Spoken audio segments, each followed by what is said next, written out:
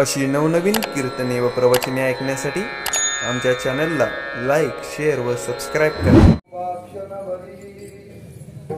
देवाची द्वारी उभा क्षणभरी तेने मुक्तीचारी साधिलेल्या हरिमुखे म्हणा हरिमुखे म्हणा पुण्याची गणना कोण करी असोनी संसारी जिवे वेगू करी वेदशास्त्र उभारे वाया सदा हरिमुखे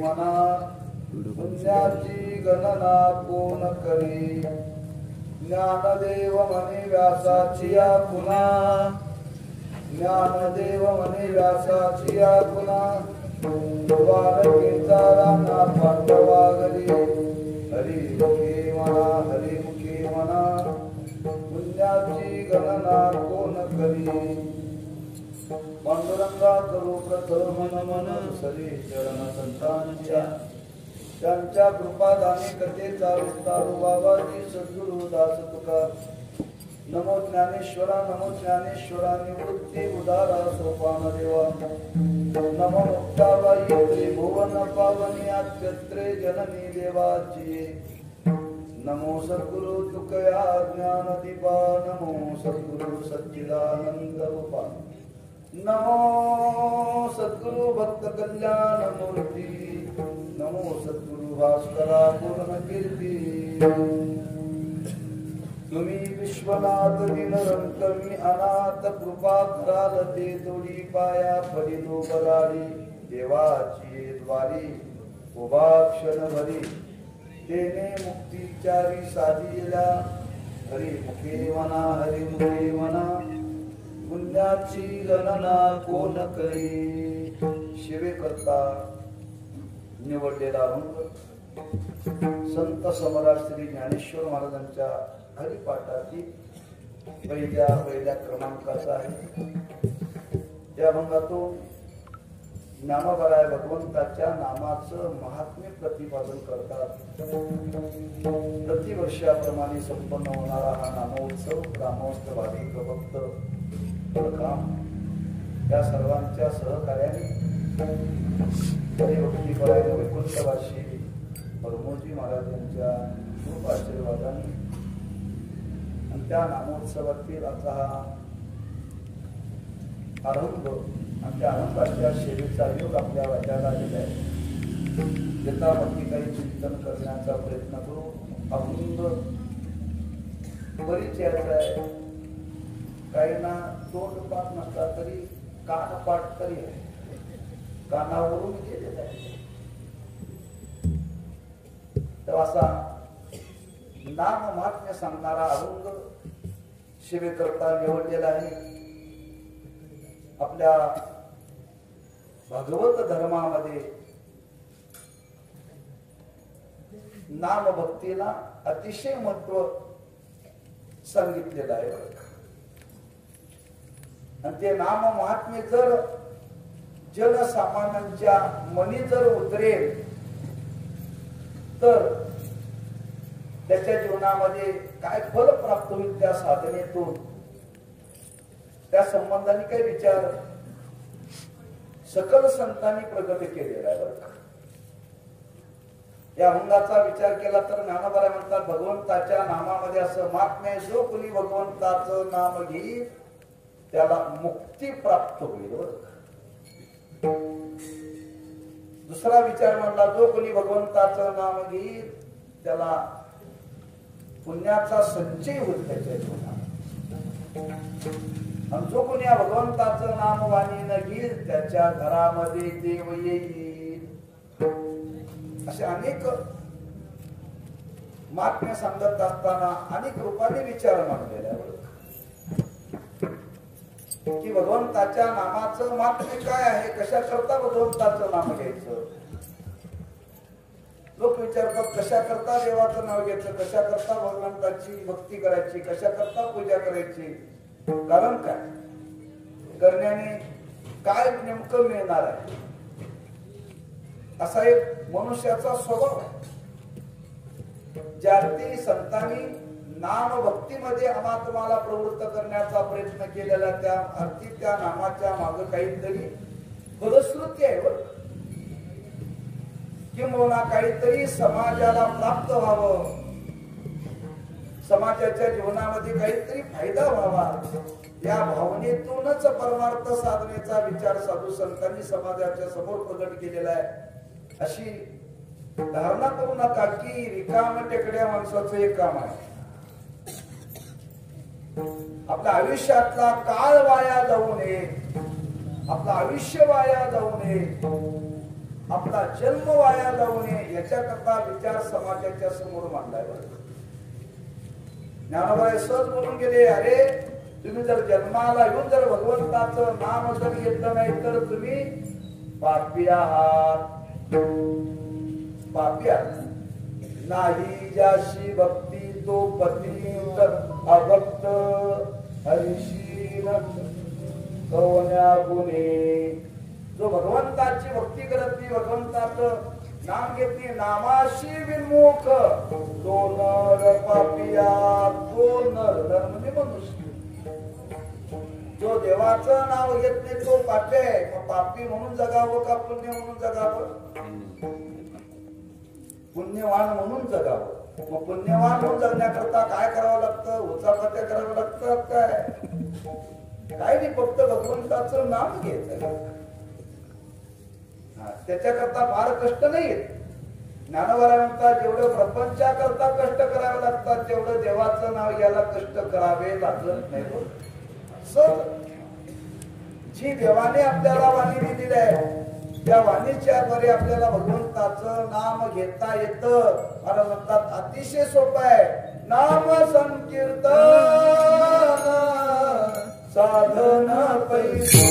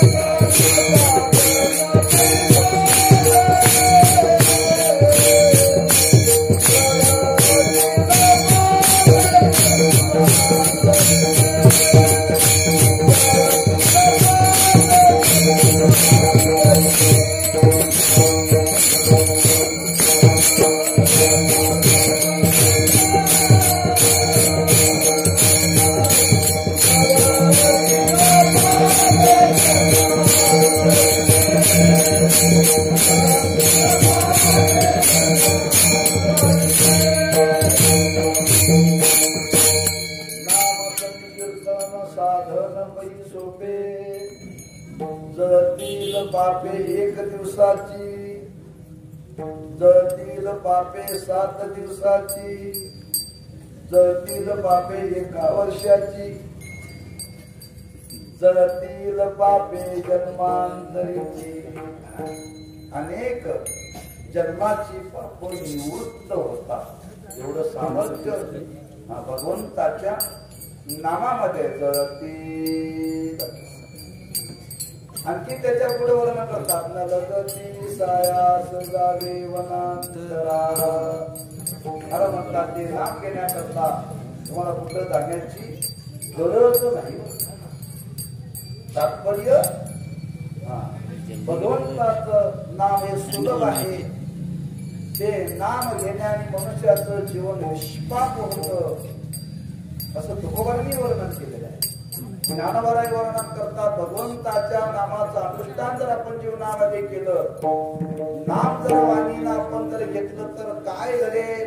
महाराज म्हणतात आपल्याला मुक्ती प्राप्त होईल. आपण जन्माला आलोय त्यार्थी आपण मुक्त नाही बरं का, लक्षात घ्या. का जन्माला आलाय त्यार्थी त्याला मरावं लागणार आहे. मरावं लागणार आहे त्यार्थी तो पुन्हा जन्माला येणार आहे. पुन्हा जन्माला आलाय त्यार्थी तो पुन्हा मरणार आहे. ते कुठपर्यंत हे असेच चालायचे. जोपर्यंत सृष्टीचा प्रलय होत नाही तोपर्यंत आपण या जन्म मरणाच्या फेऱ्यामध्ये सापडलेला आहोत.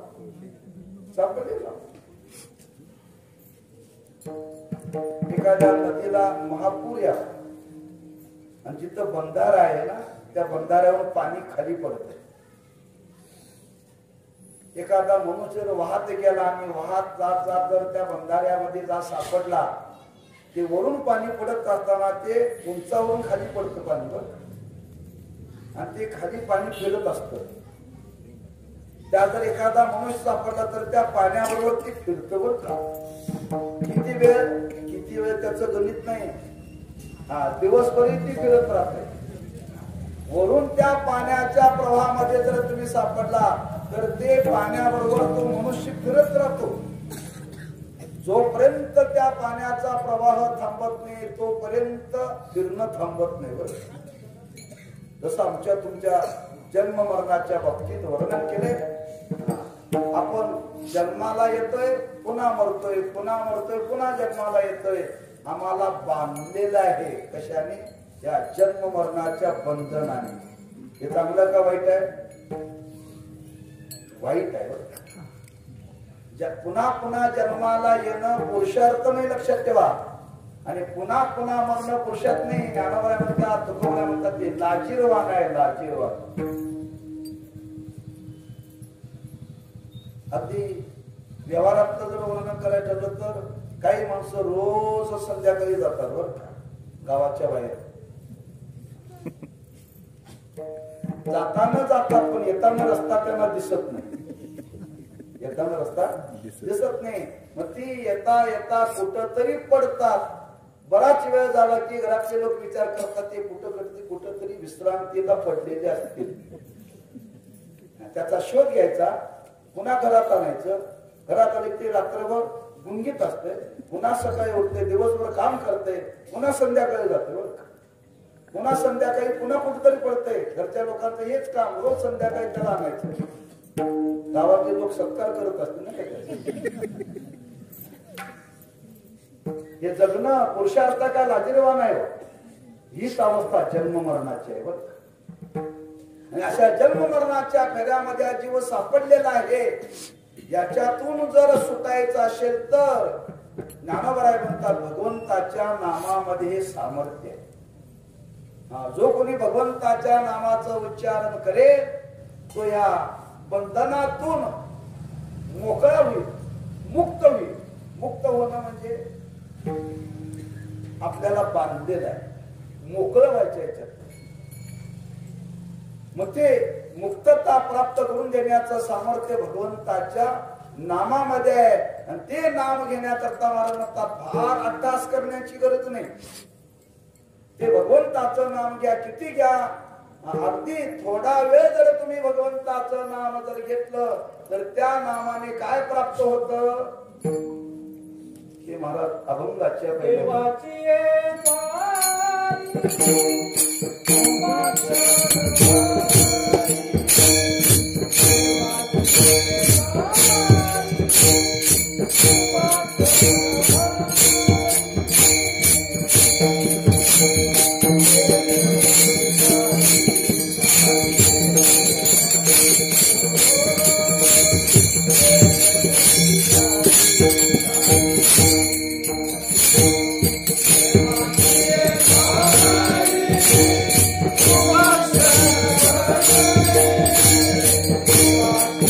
Bye.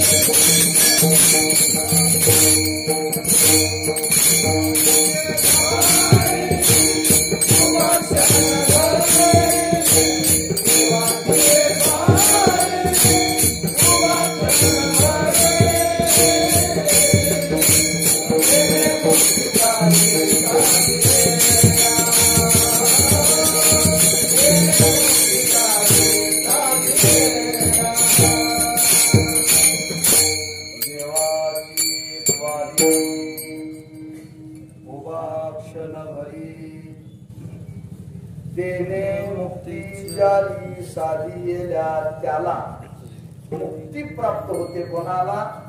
त्या भगवंताचं नाम घेणाऱ्याला. ते किती वेळ घ्यायचंय? उभा क्षणभरी. फक्त भगवंताचं नाम घेण्याकरता फार वेळ देण्याची गरज. एक क्षण देवा करता द्या. शब्द वापरला उभा क्षणभरी. कुणी म्हणे एक क्षणभर जर भगवंताचं नाम घेण्याने जर मनुष्य मुक्त होतो. महाराज बरेच लोक तासन तास देवाचं नाव घेतात. ते कुठं मुक्त झालेले दिसत नाही. आणि तुम्ही सांगताय क्षणभर देवाचं नाव घेतलं की मुक्त होतो. तासन तास घेऊन कोणाला मुक्ती प्राप्त झालेली दिसत नाही. आणि इथं ज्ञानवरण शब्द वापरला क्षणभरी. त्याला शास्त्रामध्ये वदतो व्याघात म्हणतात.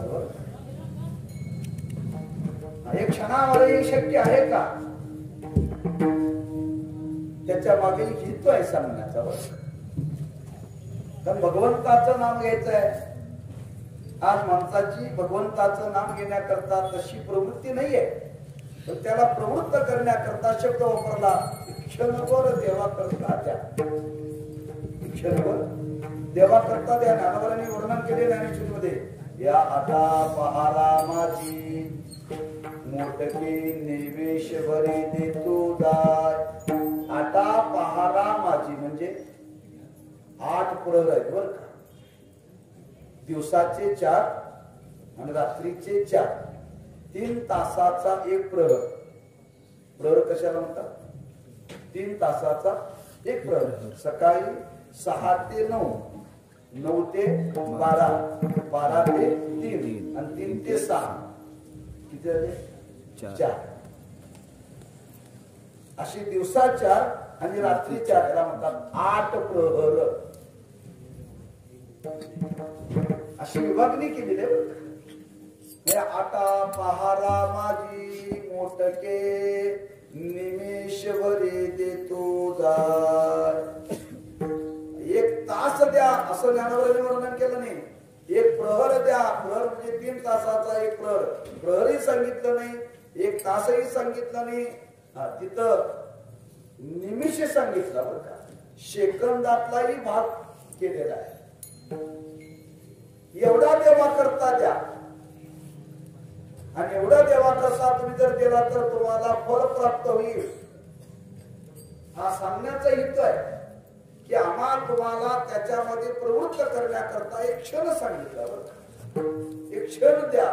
एक क्षण देता देता तुम्हाला जर त्याची गोडी लागली तर अधिक काल त्याच्यामध्ये गेला. पहिल्यांदा सांगितलं तासभर या म्हटलं तर तासभर घ्या म्हटलं तर कुणी करणार नाही. पण थोडं एक क्षणभर घ्या. प्रवृत्त करण्याकरता क्षण वापरला. जसं व्यवहारामध्ये लहान मुलं आहेत. आताच्या वातावरणात त्याचा अनुभव जास्त आहे. मुलाला जीव घालायचा. मुलाला जीव घालायचं असेल तर ते पहिल्यांदा काय मागतं? मोबाईल मागतो. मोबाईल मागतो. मग त्याही म्हणते तुला मोबाईल देते, थोडा वेळ मोबाईल पाहायचा आणि नंतर जेवायचं. आता ते मोबाईल दिल्याशिवाय जेवत नाही का? लक्षात.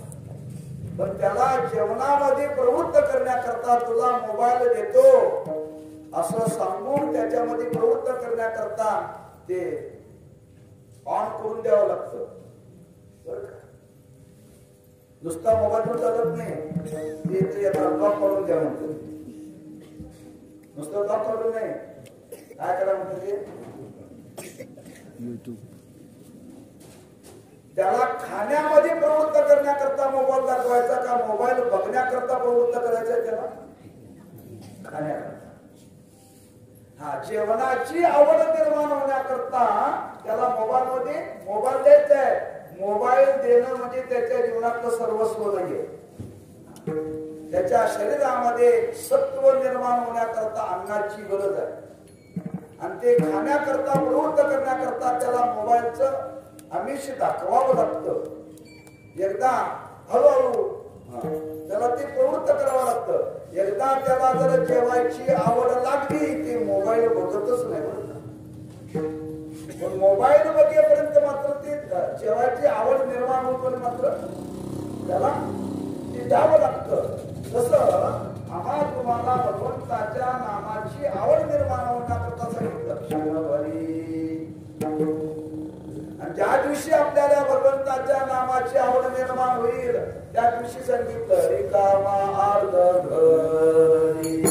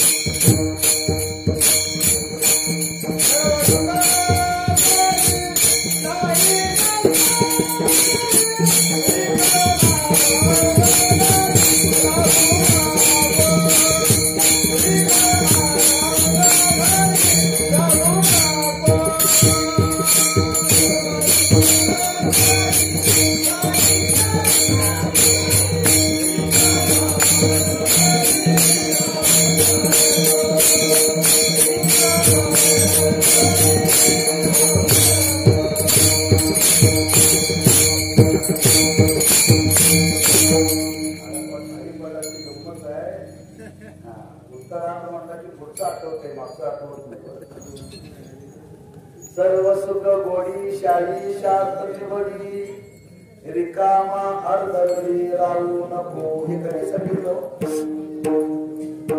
शेवटच्या अभंगात. आणि पहिल्या अभंगात काय सांगितलं? उभा क्षणवरी, म्हणजे प्रवृत्त करण्याकरता क्षण द्या म्हणून सांगितलं. बाकी काय सांगितलं? एक क्षणभर देवाचं नाव घ्या आणि क्षणभर देवाचं नाव घ्यायची एकदा जर आवड निर्माण झाली तर मनुष्य कालांतराने तो तासन तास घेण्यामध्ये प्रवृत्त होईल. पण ज्ञानोबा म्हणतात भगवंताचं नाम जर आपण घेतलं तर घडेल काय? तेने मुक्ती चारी सानियला, एक त्याच्यामध्ये शब्द वापरलेला आहे. देवाचं नाव आपण किती घेतलं याच्यापेक्षा घेत असताना मन किती स्थिर होत याला फार महत्व आहे. उभा शब्द किती घेतलं याच्यापेक्षा किती मन स्थिर होत साधनेमध्ये याला फार महत्व लक्षात ठेवा. 2 तास भगवंताचं नाम घेतलं पण मन जर त्या साधनेमध्ये स्थिर नसेल तर उपयोग नाही. म्हणून साधना करत असताना त्या साधनेमध्ये मनाचं स्थैर्य फार महत्व आहे. लक्षात ठेवा, मनाचं स्थैर्य फार.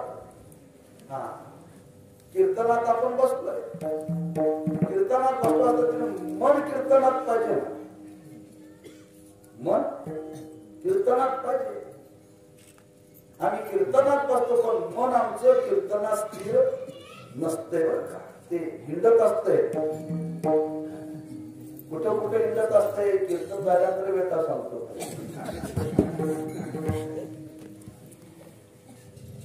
मग ज्ञानवाराने हरिपाठामध्ये वर्णन केले. विष्णू व्यर्थ त्याचे ज्ञान, रामकृष्ण नाही त्याचे. ते मन त्या भगवंताचं नाम घेत असताना त्या भगवंताच्या ठिकाणी ती स्थिर पाहिजे. ज्या देवाचं नाव घ्यायचं आहे ते नाम घेत असताना तुकोबांनी वर्णन केले. भगवंताचं नाम घेत असताना घेता घेता तो परमात्मा डोळ्याच्या समोर उभा राहायला पाहिजे. उच्चारता नाम करती पुढे उभा जग जेती, ऐसे दरोनिया ध्यान मनी करावे. महाराजांनी वर्णन केले. त्या भगवंताचं नाम घेत असताना कंठामध्ये भगवंताचं नाम येत असताना डोळ्याच्या समोर कोण पाहिजे? जग जेती तो परमात्मा पाहिजे. म्हणजे त्या भगवंताच्या ठिकाणी मन स्थिर पाहिजे. स्थिर मनाने क्षणभर जर भगवंताचं नाम घेतलं तर त्या क्षणामध्ये घडतं काय? ज्यावेळी माणसाचं मन भगवंताच्या नामामध्ये स्थिर होत त्यावेळी त्या मनातले दोष निघून जातात, निघून जातात.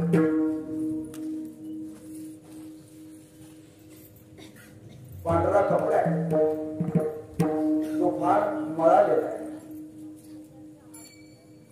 मग त्या मळालेल्या कपड्यातला मळ जाण्याकरता काय करावं लागतं? नुसतं धुवून चालत नाही, त्याला काही काळ भिजत घालावं लागते. कशामध्ये? नुसतं पाण्यात नाही, त्या पाण्यामध्ये निरमा पावडर किंवा मीर पावडर किंवा सर्फेक्स. कपडा मळालेला आहे, मळालेल्या कपड्याचा मळ जाण्याकरता नुसतं साबण लावून मळ जात नाही, काही काळ त्याच्यामध्ये ती भिजत घालावं लागतं. म्हणजे काय मराठीत त्याला मग काय मुरावं लागतंय. ते मुरलं की मळ जात. बरोबर आहे, लक्षात आलं? म्हणजे कपड्याचा मळ जाण्याकरता कपडा त्या साबणाच्या पाण्यामध्ये मुरावा लागतो. तसं भगवंताचं नाम घेत असताना मन तिथं स्थिर राहावं लागतं. मन स्थिर झालं की मनातला मळ निघून जातो. आणि एकदा मनातला मळ निघून गेला, त्याचं मन शुद्ध झालं की महाराज म्हणतात त्याला फलाची प्राप्ती होते. त्याला फलाची प्राप्ती होते. उभा क्षण भरी देणे मुक्तीच्या साधेल्या. कोणाच्या मनामध्ये शंका येईल थोडासा उल्लेख होऊन जातो त्याच्यामध्ये वापरला. देवाची द्वारी उभा क्षणभरी, देवळाची द्वारी म्हटलेलं नाही. देवाची द्वारी म्हटलेलं नाहीये. देवाची द्वारी, देवाच्या जवळ जाण्याचं द्वार म्हणजे भगवंताचं नाम. आणि त्या नामामध्ये आपण स्थिर झालं पाहिजे. स्थिर मनाने जर भगवंताचं नाम घेतलं तर मला म्हणतात तेरे म्हणजे त्याला चारी मुक्ती साधील्या साध्य होतात. 4 प्रकारची मुक्ती त्याला प्राप्त होते. बरं का 4 प्रकारची सांगितली? आपण नाम घेत असताना त्या नामामध्ये काही थोडासा तारतम्य भाव सांगितला. बरं त्या 4 मुक्तीचं वर्णन केलं. पहिली मुक्ती कोणती? सलोकता, दुसरी समीपता, तिसरी स्वरूपता आणि चौथी सायुज्यता. 4 मुक्तीचं वर्णन केले. ज्ञानवारा म्हणतात जो कोणी भगवंताचं नाम घेईल त्याला पहिली मुक्ती प्राप्त होईल. सलोकता, लोक. ज्या लोकांमध्ये देव राहतो त्या लोकाची प्राप्ती होते. देव कुठं राहतो? अयोध्येला द्वारकेला, पंढरपूरला देव कुठं राहतो? देव राहतो वैकुंठात. देव राहण्याचं ठिकाण वैकुंठ. बरं का? त्या वैकुंठ लोकाची प्राप्ती होते कोणाला? जो भगवंताचं नाम घेईल त्याला. म्हणजे त्या नामामध्ये सामर्थ्य आहे. भगवंताचं नाम घेण्याने पहिली मुक्ती प्राप्त होते. जो स्थिर मनाने शुद्ध भावनेने भगवंताचं नाम घेतो त्याला वैकुंठाची प्राप्ती होते. म्हणून एखादा नामधारक मेल्यानंतर काय लिहितात तो? वैकुंठवासी. स्वर्गवासी लिहित नाही, कैलासवासी लिहित नाही, ब्रह्मलीन लिहित नाही. वैकुंठवासी तो वैकुंठाला जातो कोण? नाम घेणारा. ज्या लोकांमध्ये देव राहतो, देव राहण्याचा लोक म्हणजे वैकुंठ लोक. आणि वैकुंठ लोकांची प्राप्ती होते म्हणजे तिथं दुःख नाही. तिथला देह दिव्य आहे, इथं दुःख आहे. या देहाला संबंधाने दुःख भोगावं लागतं. वैकुंठाला गेल्यानंतर कुठल्याच प्रकारचं दुःख नाही. तिथं खाण्याची चिंता नाही, पिण्याची चिंता नाही, झोपण्याची चिंता नाही, कशाची चिंता नाहीये. तिथला देह सुद्धा दिव्य आहे. मग त्या लोकाची प्राप्ती होते म्हणजे या लोकातून मुक्त झाला आणि वैकुंठ लोकाला गेला म्हणजे इथलं दुःख संपलं. पुन्हा त्याला मृत्यू लोकात यावं लागत नाही. यावं लागत नाही. वैकुंठाला गेलेली माणसं पुन्हा नरकात येत नाही. या वर्षी निवडून आलेली पुढच्या 15 वर्षाला निवडून येतीलच मात्र असं नाही. बरं एकदा एखादा निवडून मंत्री झाला किती वर्षाकरता? 5 वर्ष. 5 वर्ष संपले की पुन्हा त्याला ते पद मिळत नाही. स्वर्गाचं वर्णन केले. तुम्हाला स्वर्गाची प्राप्ती झाली, स्वर्ग प्राप्त झाला, पुण्य संपलं की मृत्यू लोकांमध्ये यावं लागतं. पण वैकुंठाला गेलेली माणसं पुन्हा मृत्यू लोकात येत नाही. का? तो मुक्त झाला. पुन्हा त्याला जन्माला यावं लागत नाही, पुन्हा मरावं लागत नाही. हे चांगलं का वाईट आहे? चांगलं आहे. मग त्याच्याकरता काय केलं पाहिजे? भगवंताचं नाम घेतलं पाहिजे. मग पूर्वी शंका येईल, महाराज तुम्ही सांगताय बरोबर आहे, पण वैकुंठाला माणसं कधी जातात? मेल्यावर. आम्हाला मेल्यानंतर वर नको, आत्ताच पाहिजे. मेल्यानंतर कोण बघायला तयार आहे? वैकुंठाला गेला का स्वर्गाला गेला का नरकाला गेला कुणाला करतो? आम्हाला याच लोकांमध्ये हे सुख भोगायला मिळालं पाहिजे. याच लोकांमध्ये याच लोकांमध्ये सुख भोगायला मिळाला पाहिजे ना. मग ठीक आहे, ज्ञानाने त्याचं वर्णन केले. ज्या लोकांमध्ये देव राहतो त्या लोकांना वैकुंठ म्हणतात. त्याला वैकुंठ म्हणतात. मग जिथं हा नामधारक आहे त्याच्याकरता परमात्मा तिथेच प्रगट होतो. जिथं परमात्मा प्रगट होतो त्याच प्रदेशाला काय म्हणतात? वैकुंठ म्हणतात. पंढरपूरला काय म्हणते? भूवैकुंठ पंढरपूर. म्हणजे याच लोकांमध्ये देव प्रगट होतो. त्याच्याकरता जिथं प्रगट होतो देव, उद्या जर आमच्या तुमच्या करता मशानात प्रगट झाला तर ते वैकुंठ आहे.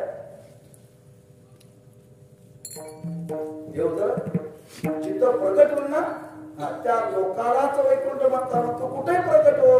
जर आपण ही नाम साधना केली, देव आमच्या तुमच्या करता या लोकात प्रगट झाला तर समजावं हेच वैकुंठ आहे. त्याला मरावं लागत नाही. मरावं लागत नाही.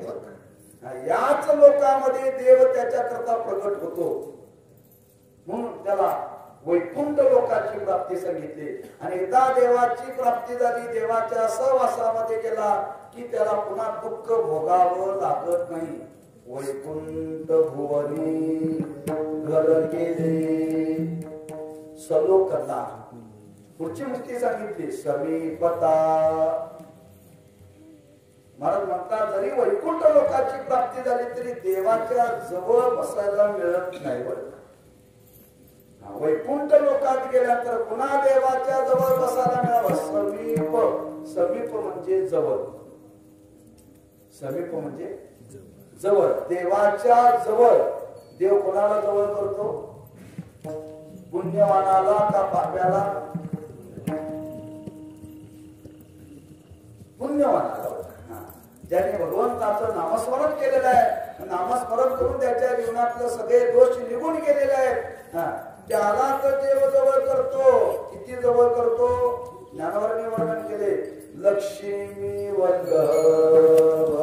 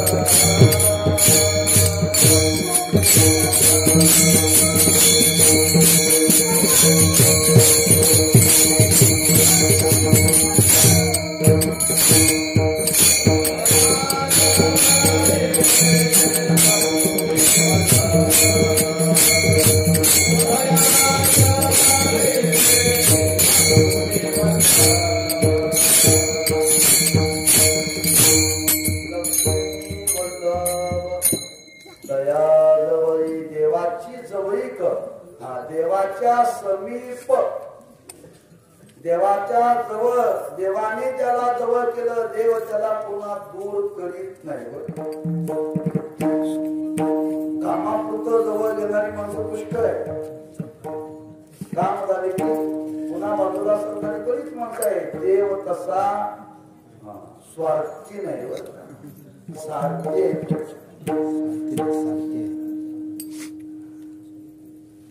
एकदा देवाने जवळ केलं की पुन्हा तो देव दूर करीत नाही. आणि एकदा देवाची जवळ प्राप्त झाली की त्याच्या जीवनामध्ये दुःख राहत नाही. ही मुक्ती आहे, त्याला समीपता म्हणतात. ही वैकुंठाची प्राप्ती झाल्यानंतर देवाच्या जवळ, तसं याच लोकांमध्ये देव प्रकट झाला, पुंडलिक रायाकरता प्रकट झाला. म्हणजे पुंडलिकाकरता वैकुंठ फक्त मृत्यू लोकच. तसं आमच्या तुमच्या करताही देव प्रकट झाला की हाच लोक वैकुंठ जवळ. जवळीक देवाची किती जवळीक? मांडीला मांडी लावून बसवतो देव. पांडवांना जवळ केलं, नामदेव महाराजांना जवळ केलं, ज्ञानोबरायांना जवळ केलं. समीप, समीप जवळीक देवाची. त्याच्या पुढे वर्णन केलेलं आहे स्वरूपता. देवाचं जसं स्वरूप आहे तसंच स्वरूप भक्ताला प्राप्त होतं. देव कसा आहे? चतुर्भुज आहे. जो कोणी देवाचं नाव घेऊन त्यालाही देव चतुर्भुज करतो. व्यवहारात चतुर्भुज होणं वेगळं आणि परमार्थात चतुर्भुज होणं वेगळं. बरं, व्यवहारात चतुर्भुज कशाला म्हणतात? ज्याचं लग्न झालंय त्याला. लग्नाच्या पूर्वी 2 हात होते, लग्नानंतर याचे 2 आणि बायकोचे 2. किती झाले? 4. आम्ही एखाद्याला विचारतो लग्न झालं नाही, त्याला लग्न झालं का विचारायचं? चतुर्भुज झाला का? लग्न झालं का म्हणायचं नाही. बरं, चतुर्भुज झाला का? चतुर्भुज झाल्यानंतर त्याला पुन्हा विचारायचं षडभुज झाला का? झाला का? 2चे 4, 4चे 6. व्यवहारात तर चतुर्भुज होणं वेगळं, ते खरं नाही. बरं, ते खरं नाही. पण त्या भगवंताच्या नामस्मरणाने, त्या नामधारण जसं देवाचं रूप आहे तसंच देव त्या भक्ताला रूप देतो बरं का. चतुर्भुज अनेक भक्ताला देवाने चतुर्भुज रूप प्राप्त करून दिलेलं आहे. म्हणून जो कोणी भगवंताच्या नामाचा उच्चार करेल एकदा चतुर्भुज झाला म्हणजे त्याच्या जीवनामध्ये दुःख राहिलं नाही. आणि शेवटी वर्णन केले सायुज्यता देवाच्या स्वरूपाशी एकरूप होणं. एकरूप झाले की पुन्हा दुःख नाही. जसं नदी ही वाहत वाहत येते बरं. ती समुद्राला जातात. जिथून नदी उगम पावली तिथून निघाल्यानंतर समुद्राला जाईपर्यंत नदीला सुख आहे का दुःख आहे? दुःख आहे लक्षात ठेवा. कोणी घाण टाकत, कोणी गटारीचं पाणी सोडतं, कोणी तुडवतं, कोणाला कोणी दसऱ्याच्या बाकरा धुतं, कोणी विषाळाचं घाण टाकतं. हे सुख आहे दुःख आहे नदीला? लक्षात ठेवा. नको नको त्या नदीला सहन करावं लागतं. पण ज्या दिवशी नदी समुद्राशी एकरूप होईल त्या दिवशी दुःख राहत नाही बरं. समुद्राशी एकरूप होत नाही तोपर्यंत हे दुःख आहे. एकदा समुद्राशी एकरूप झाली की दुःख संपलं. तसं भगवंताचं नाम घेणारा तो देवाशी एकरूप झाला की दुःख संपलं. त्याला म्हणतात सायुज्यता. अशी 4 प्रकारची मुक्ती त्याला याच जन्मामध्ये प्राप्त होते. मेल्यानंतर भात स्वतंत्र आहे. जिवंतपणीच आपल्याला या 4 मुक्तीचा लाभ घेता येतो. म्हणून महाराजांनी वर्णन केले तुका म्हणे नामापाशी 4 मुक्ती ऐशे बहुता ग्रंथी बोलिले देणे मुक्ती 4 झालेल्या. तुकोबारांना ज्ञानोबारांना वाटलं ठीक आहे. कोणी विचारलं असं ज्ञानोबा तुम्ही सांगता बरोबर आहे. आम्हाला मुक्त व्हायचं नाही. आम्हाला मुक्त व्हायचं नाही. ठीक आहे. मुक्त व्हायचं नसेल तर तुम्हाला दुसरा फायदा सांगतो. तुम्ही जर भगवंताचं नाम जर घेतलं तर तुमच्या जीवनामध्ये पुण्याचा संचय होईल. पुण्याचा संचय होईल. तुम्ही भगवंताचं नाम घ्या वाणीनं. आणि भगवंताचं नाम जर वाणीने घेण्याकरता जर प्रवृत्त झाला तर नाम घेता घेता घेता घेता तुमच्या जीवनामध्ये एवढा संचय होईल, एवढा संचय होईल. त्या पुण्याची बरोबरी कोणीही करणार नाही. हे महाराज अभंगाचे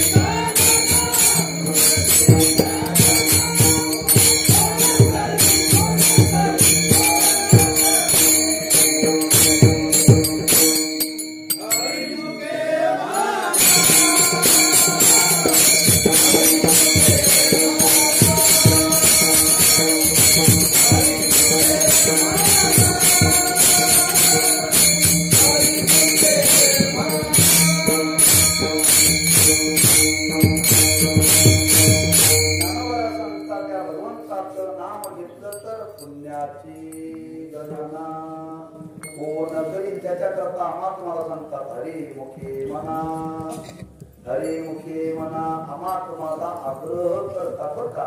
भगवंताचं नाम घ्या, भगवंताचं नाम घ्या. पुन्हा पुन्हा पुन्हा पुन्हा सांगतात. फायदा काय? पुण्याची गणना कोणतरी एकदा सांगून माणसं घेत नाही. पुन्हा पुन्हा सांगावं लागतंय. एकदा सांगून विद्यार्थी अभ्यास करीत नाही. एकदा हात मारून माणसं उठत नाही.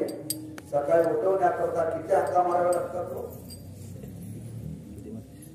मग काकड्याला असेल, नाहीतर शाळेला जाण्याकरता असेल, कामाला जाण्याकरता असेल, त्याला उठवण्याकरता पुन्हा पुन्हा पुन्हा पुन्हा हाका मारावं लागतं. तसं त्या भगवंताच्या नाम साधनेमध्ये प्रवृत्त करण्याकरता संत आम्हाला पुन्हा पुन्हा सांगतात. हरिमुखे म्हणा, हरिमुखे म्हणा, पुन्हा पुन्हा सांगतात. का? एकदा सांगून माणसं प्रवृत्त होत नाही. पुन्हा पुन्हा सांगावं लागतं. चांगल्या कार्याकरता माणसं प्रवृत्त होत नाही. नको त्या कार्याकरता माणसं प्रवृत्त होतात, पण चांगल्या कामाकरता प्रवृत्त होत नाही. कीर्तनाला माणसं बोलवावी लागतात, कापण होऊन येतात.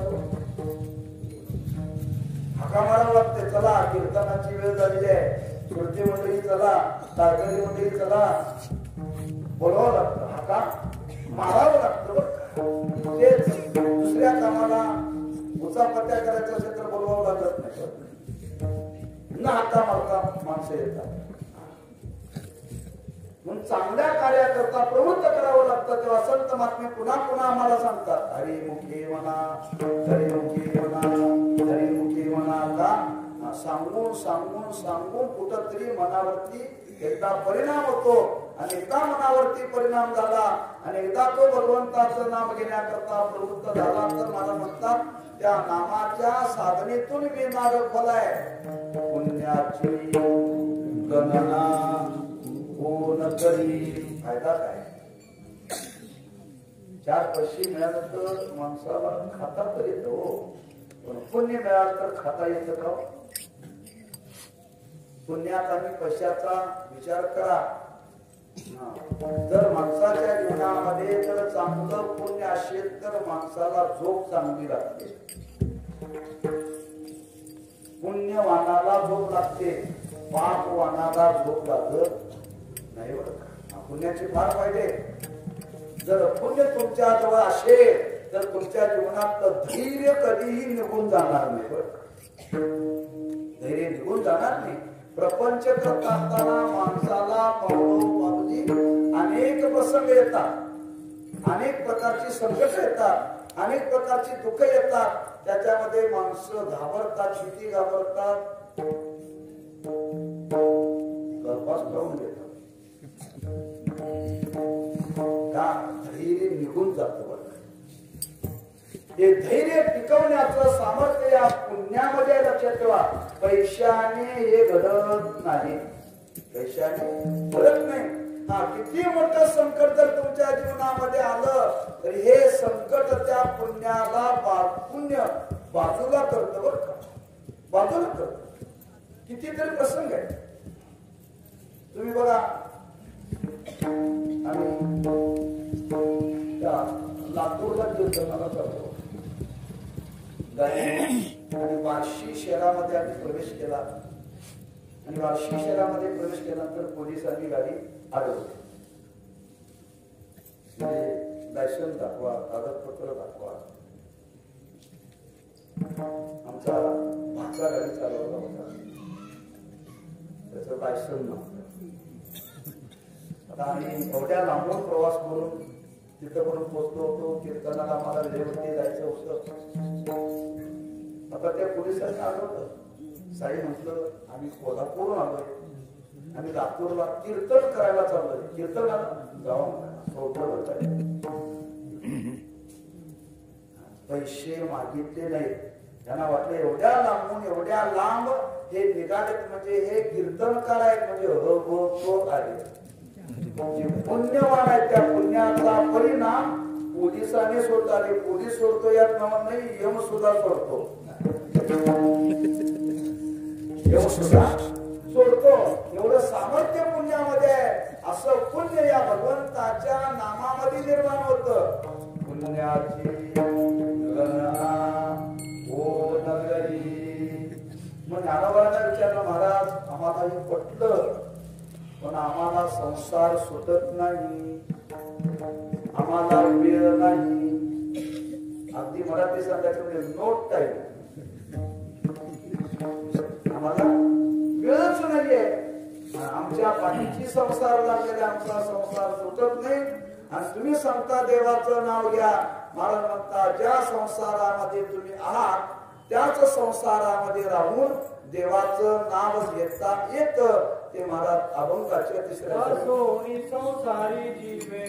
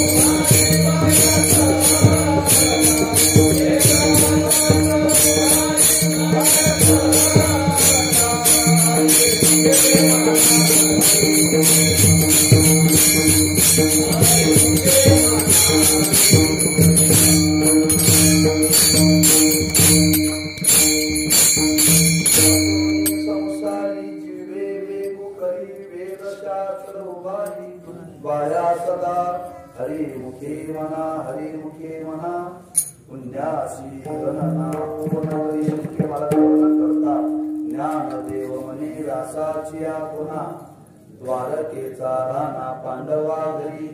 हरिमुखे म्हणा हरिमुखे म्हणा पुण्याची गणना कोण करी. याच ठिकाणी अभंगाचा भावार्थ झाला. समृद्धीचा संप्रदायपूर्वक भजन करू आणि उर्वरित अल्प काळामध्ये दोन चरणाचा विचार समूळ सेवा हृदयमध्ये पूर्ण करू. सर्वांनी एका हाताने ताई वाजवावं आणि मुखाने भगवंताचं नाव घ्यावं.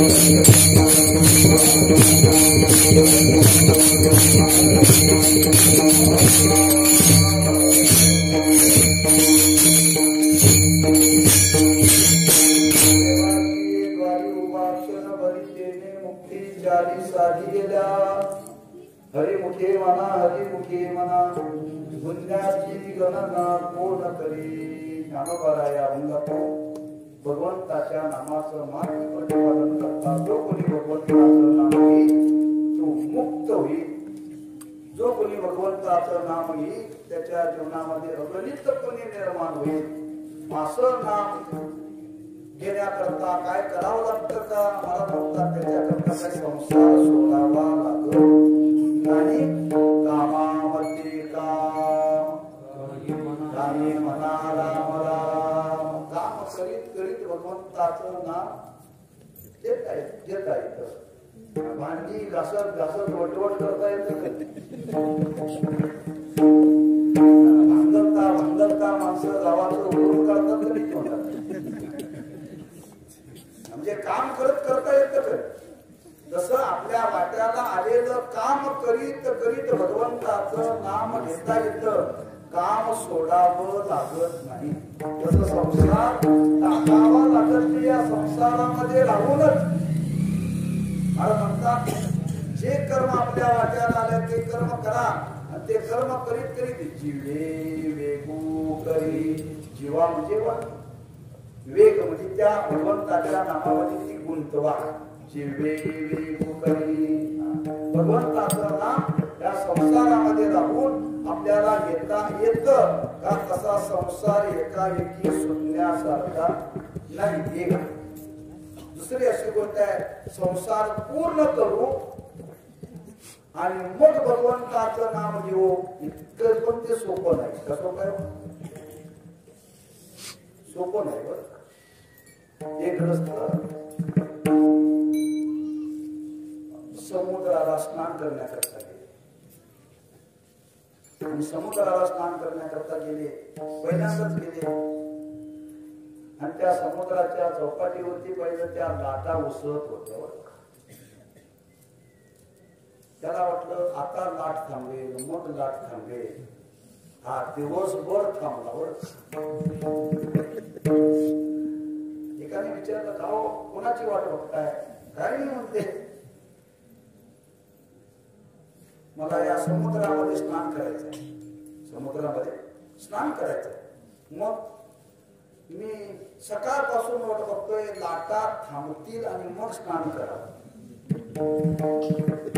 त्यांनी सांगितलं इथं जो महिनाभर जरी उभा राहिला तर या लाटा थांबायच्या मग या लाटेतच बुडी मारून यायचं असतं या लाटेतच बुडी मारायचं असतं तसं संसार थांबेल संसार पूर्ण होईल मुलाचं लग्न होऊ दे मग नातू होऊ दे मग नातू शिकू दे नाही का असं म्हणता आपण संपू पण संसार संपायचा नाही या संसारामध्येच राहून आपल्याला या भगवंताचं नाम घेता येतं त्याच्याकरता स्वतंत्र वेळ देण्याची गरज नाही ज्ञानोबा म्हणतात मला वाटलं म्हणून मी सांगण्याकरता प्रवृत्त मला मी तुम्हाला शास्त्राच्या आधाराने सांगतो वेद शास्त्र उभारी बाह्या सदा हरिमुखे म्हणा पुण्याची गणना कोण करी असं कोणी भगवंताचं नाम घेतलं का आणि असं कोणी भगवंताचं नाम घेऊन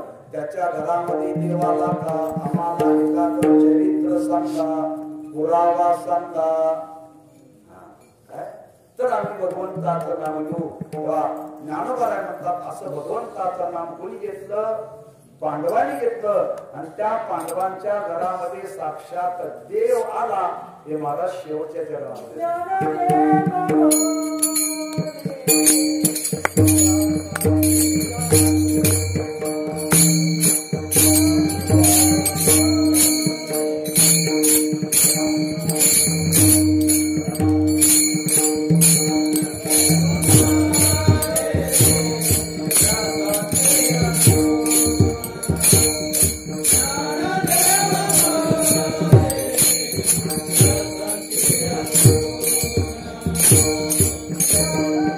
Thank you.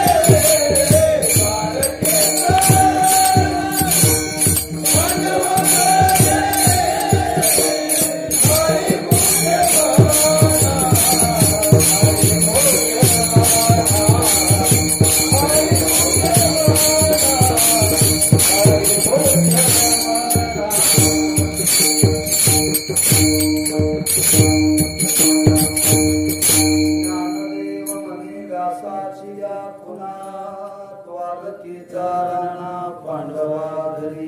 दोन चरित्राचा उल्लेख इथं ज्ञानोबाने केला. एक व्यासांचं चरित्र सांगितलेलं आहे आणि पांडवांचं चरित्र सांगितलेलं आहे की असं नाम जर आपण जीवनामध्ये घेतलं तर परमात्मा त्याच्याकरता त्याच्या घरामध्ये वास करतो. द्वारकेचा राणा पांडवा घरी. जो भगवंताचं नाम घेतो त्याच्या घरामध्ये देव येतो. कशाला? भाकरी खायला. त्याच्या घरामध्ये येऊन त्याच्या घरातली सगळी तो काम करतो. कोणाच्या घरातली? नामधारकाच्या. त्याला बरोबर लागत नाही, आपण म्हणून तो येतो आणि येऊन त्या भक्ताच्या घरातली नामधारकाच्या घरातली सगळी काम तो परमात्मा करतो. भक्त समागमी सर्व भाग्याली न सांगता करी सर्व काम द्वारकेचा राहणार मंत्र्याच्या घरी. पांडवाच्या नामधारकाच्या घरामध्ये तो वास्तव्य करतो. असं त्या नामाचं महात्म्य आहे. हा भाव मनी मानसिकून आम्हाला ज्ञानोबा म्हणतात. हरिमुखे म्हणा हरिमुखे म्हणा पुण्याची गणना कोण करी. ज्ञानेश्वर